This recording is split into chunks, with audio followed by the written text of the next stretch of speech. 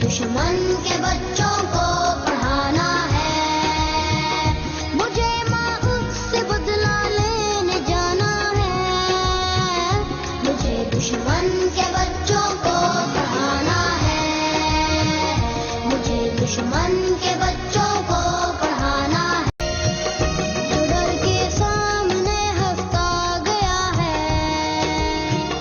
जो अपना छोड़कर बसता गया है, एक कैसी कहानी लिख गया वो, किताबों में निशानी रख गया वो। जो माथा चूमने वाला लहू था,